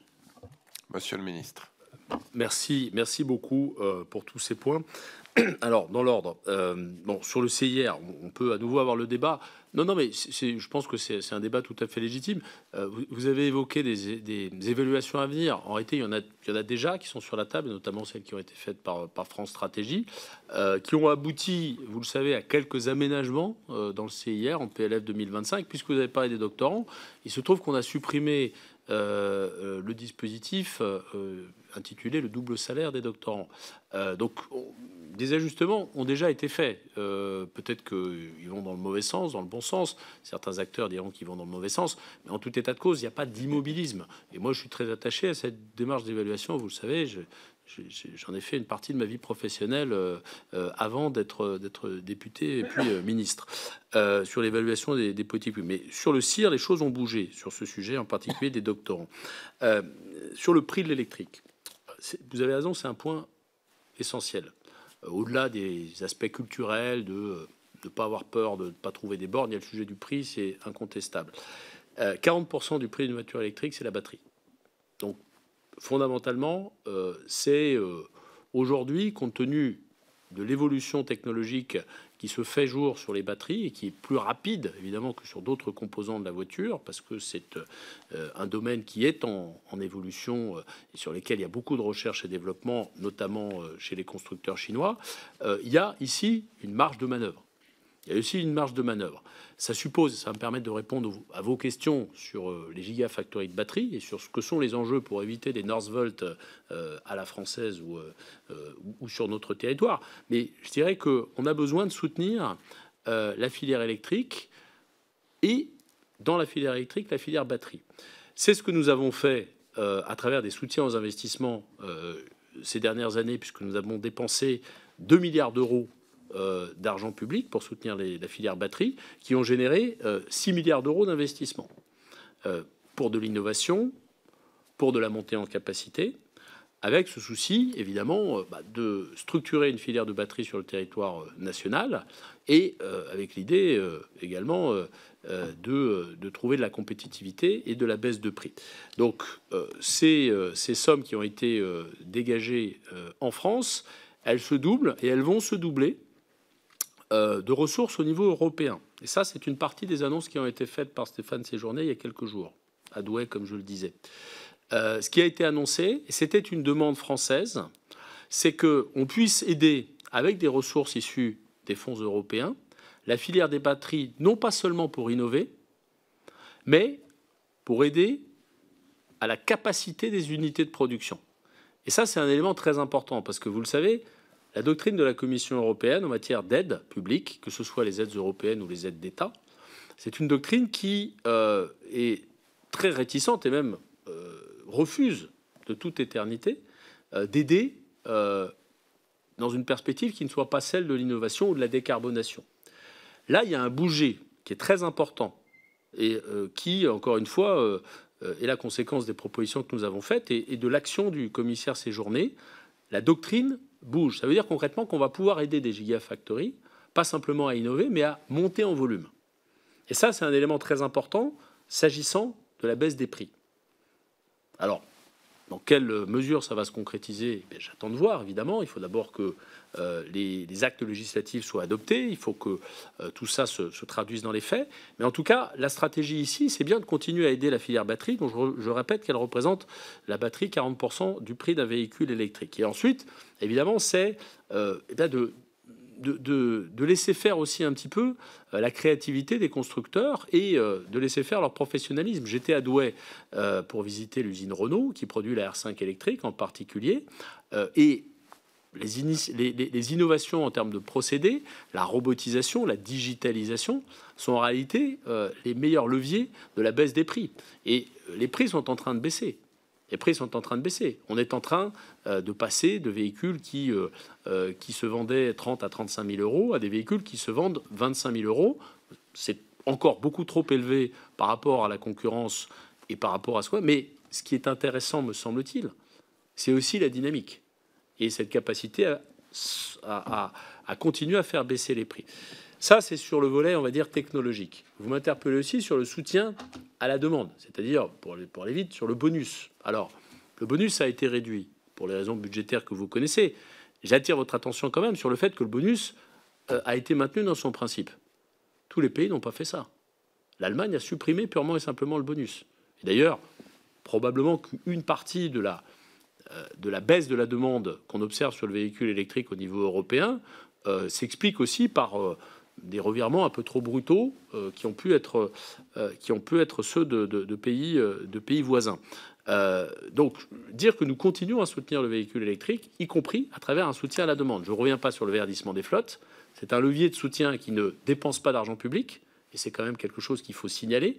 C'est une contrainte qui va s'imposer aux entreprises qui ont de larges flottes, puisque l'amendement qu'on a adopté en PLF concerne les flottes de plus de 100 véhicules.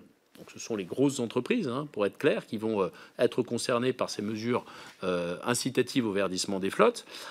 Mais tout ça, s'inscrit dans la même logique qui est de soutenir la demande et de facto de faire baisser les prix du véhicule électrique s'agissant du bonus. Sur la protection commerciale, écoutez, là je suis un peu embêté pour vous répondre parce que l'actualité est quand même très récente. Les annonces ont été faites il y a quelques heures par Donald Trump. Et au moment où nous nous parlons, je pense que les pays européens, nos dirigeants, discutent ensemble. Je crois qu'ils vont le faire de manière très intense dans les prochains jours sur la bonne réponse à apporter. Moi, je vous donne ma conviction, c'est la conviction que j'ai toujours eue, pas simplement sur l'automobile, mais sur l'industrie en général, face à la menace commerciale qui est portée par l'administration américaine. Ma conviction, c'est que je pense que le président des États-Unis est quelqu'un de profondément transactionnel, qu'à la fin, il veut trouver des deals, et que donc, à un moment, il va s'engager dans une négociation sur une baisse des tarifs ou revenir sur les annonces de hausse de tarifs qu'il a professées, en contrepartie de je ne sais quoi, d'achat d'autres biens, du GNL par exemple, qui est massivement exporté des États-Unis. Tout ça, ce sont des hypothèses de travail. Ce que je pense profondément, c'est qu'on ne s'engage pas dans une négociation en position de faiblesse. Et on ne s'engage pas dans une négociation en ayant d'emblée fait des concessions. Je pense que la première des démarches en européen, c'est une démarche d'unité et de fermeté dans la riposte. Ça veut dire concrètement que pour le volume de tarifs qui sera imposé par les États-Unis aux constructeurs automobiles, plus largement aux industries européennes, eh bien, il faut une riposte d'un montant équivalent qui ne se, évidemment, répartira pas sur les mêmes produits parce que tout le monde n'a pas la même structure d'exportation, mais c'est la première des démarches. J'attends de voir ce que seront les discussions au niveau européen sur ce sujet, mais les premières déclarations, y compris des pays qui sont très concernés, c'est en particulier le cas de l'Allemagne. L'Allemagne exporte pour 24 milliards d'euros de véhicules aux États-Unis. Les constructeurs français, il faut qu'on se le dise, sont beaucoup moins exposés. Beaucoup moins exposés. Ça ne veut pas dire qu'on ne risque rien, parce qu'il n'y a pas que les constructeurs. D'ici, je pense, la fin du mois d'avril, si les menaces sont mises à exécution, une liste de composants, et en particulier de composants liés aux équipementiers automobiles, sera publiée par l'administration américaine, qui nous permettra d'avoir une vision beaucoup plus fine de ce qui est touché, de ce qui ne l'est pas. Et on verra peut-être qu'il y a des choses qui concernent des unités de production et des usines sur notre sol. Mais pour l'instant, nous n'avons pas ces informations. Nous n'avons pas ces informations. Donc, si on regarde les véhicules assemblés, aujourd'hui, ceux qui sont très exposés, ce sont les Allemands. Ce ne sont pas les constructeurs français. Bon. Mais il faut évidemment rester vigilant, et ça m'amène à un principe absolument essentiel de la protection commerciale, s'agissant du secteur automobile. C'est qu'on ne peut pas protéger uniquement les constructeurs. Il faut se donner l'ambition de protéger l'ensemble de la chaîne de valeur, et notamment les équipementiers. Lorsque l'on a fixé des tarifs entre 20 et 50% sur les véhicules chinois, on a protégé les constructeurs. Et les équipementiers sont venus nous voir de manière assez légitime en disant, écoutez, nous, on n'en tire pas un grand bénéfice de cela. Donc on a besoin, et c'est le sens de ce que je défendais dans mon propos liminaire, de trouver les voies et moyens d'imposer des critères de valeur ajoutée produite en Europe. Une proportion de valeur ajoutée produite en Europe, c'est-à-dire d'avoir une certaine proportion de composants d'une voiture qui sont réalisés, fabriqués sur le sol européen. C'est le cas pour les batteries, et c'est ce que nous allons faire pour les batteries, et nous nous sommes donné les moyens de le faire avec les annonces qui ont été faites par le commissaire Séjourné. Mais il faut aller plus loin, et je pense qu'une protection commerciale intelligente passe par ça.